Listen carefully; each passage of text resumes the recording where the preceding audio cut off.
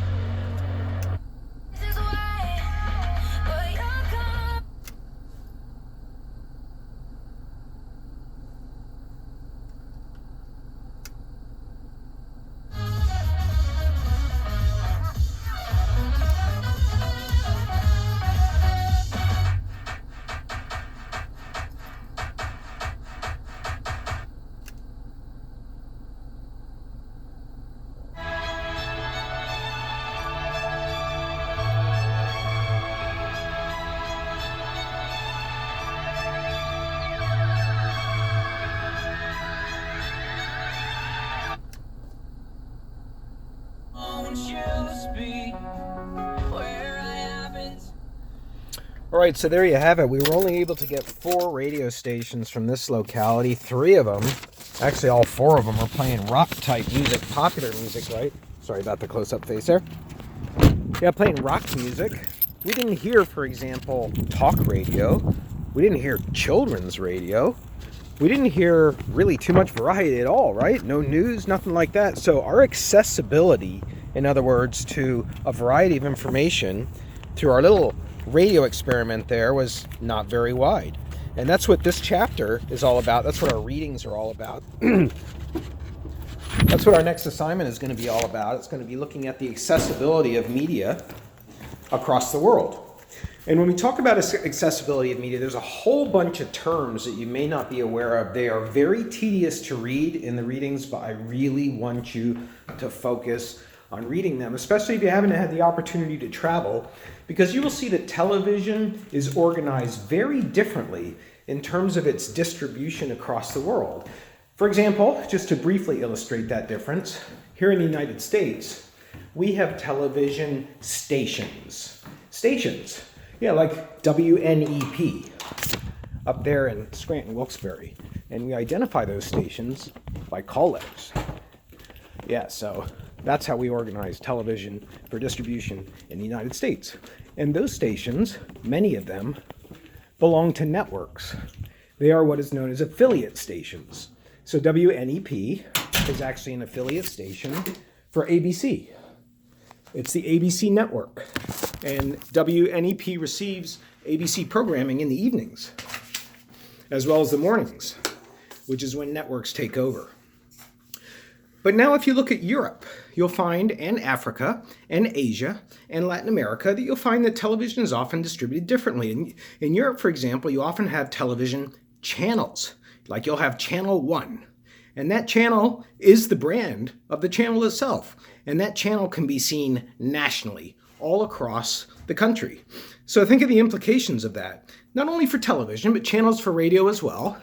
If you're listening to a channel on radio, you can hear that same radio program wherever you go. You're not going to drive out of the signal radius like you will in the United States because radio is local. But in Europe, you have radio channels, you have television channels. So that's just one tiny example of how the accessibility of media plays out as we start to study these terms. And I really want you to spend some concentration time with the readings there. There's a lot of definitions, a lot of terms. It's only 3 pages. But it will explain to you, I think, the way that media are distributed across the world and how the accessibility that results how the accessibility results from the way that media is distributed. Try to think of it as a tree, for example, that has apples. If you walk up to that apple tree, you're only going to be able to reach some of those apples for free. The ones that you can stand high up on your heels and grip and pull off the branch, you can eat those for free. They are readily accessible. The next level up, you have apples that you may not be able to get unless you rent a ladder, or unless you already own a ladder, or unless you have another person lift you up, or unless you shimmy up the tree. Those are less accessible to get to. They're harder to get to. Sometimes you have to pay something extra to get to them, like the rental of a ladder. And then on the very top of the tree, as well as the other side of the tree that you're not standing on, there are apples that you don't even see, that you are unaware of. There may have been the most perfect red apple on the other side of the tree that you didn't see, you weren't aware of it because it's out of sight. It's on the other side of the tree. And that would be kinds of media content that you just do not have access to. For example, in China, no access to Facebook, period. Can't get onto Facebook. So that's inaccessible. Back to the other metaphor of paying for certain things and applying that to media in terms of accessibility, that's what we do for cable, right? We pay a cable bill of $100 and something every month. That's what we do with our phone bills as well. Excuse me there. That's what we do with all of our bills for media properties when we are putting it into that second tier of accessibility. It's not free, it's not easy. So think about that as you look at your countries for this assignment, for the readings for today. Think about the accessibility of newspapers, of radio, of television, and of the internet. Think about when you travel around the United States, just to illuminate what you're studying today in terms of your own travel experience. What kind of media contact do you have on a daily basis? From the moment you wake up, what's the first thing that you're probably coming into contact with media-wise? It's got to be your phone, right? It may even be waking you up, but then you're going to be checking your notifications. Then maybe you're going to use your email, etc. Eventually, you'll set out on your day. Maybe you're going to drive a car. Maybe that's going to involve listening to radio or listening to your own tunes. Maybe you're going to pull up at a gas station. You're going to get out. You're going to put gas in your car. There might be a radio station playing at that gas station. You might go into the gas station. You might go to pay for your gas. There may be some magazines on the rack there. There may be some newspapers. You might read some headlines. You probably won't buy a newspaper. That's probably not something that your demographic will do, but you might read a headline. Then you're going to go out. Then you're going to go to class and you're going to go to work. You're going to do, and then you're going to come home. Does the TV come on? Does the computer come on? Does gaming get played? When you look at your television set, if you're watching TV, and you take the remote and you go up through those channels, how long before you get to a public broadcaster? How long before you get to a children's program? In other words, what are those programs that are inviting you to watch them more than the other programs because they are lower on the remote in terms of channels, like channel 2, 3, 4, 5. They're going to have much more opportunity to be viewed than channel 59 or channel 64, etc. So what goes within those first channels is also a question for accessibility. And I think you'll find that in the United States, when you go through those TV channels, when you go through those radio channels, when you look at newspapers, that you're coming across a lot of advertising. You're coming across a lot of advertising because it's embedded in the content. That's how our media are paid for. That's what we discussed last class during financing. Also happens in other countries around the world. We have a lot of advertising that's funding media, but that's the content you get versus, for example, in Europe.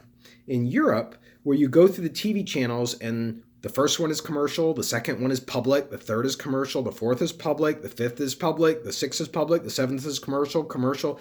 See what I mean? There's a more even balance. Now, we haven't really gotten into the content of public media yet because most of us have experiences mainly with PBS and the kind of documentary, kind of highbrow programming that public broadcasting puts out in the U.S. That's not what is going on in Europe. And so I hope to illustrate a little bit later about what that actually means to have public broadcasters early on in the channel selection. But to bring this back to the overall gist where I started outside in the parking lot in my car looking at the radio scanner, what accessibility do you have to media by range of your everyday routines? What accessibility do you have to media by virtue of you having to pay or having to be 18 years old or 21 years old? And what media exists out there that you are totally unaware of? Did you know that there is a television news program delivered just by children in Britain? Yeah, just by 8, 9, 10-year-olds. They're doing the news every morning on TV. Okay, that's something you may have not even considered, and the universe of possibilities might even exist. It's that backside of the tree. It's another piece to this accessibility picture that I'm trying to paint for you in today's video lecture. So have a good time with that in your countries. I really look forward to reading about accessibility. Have a great day.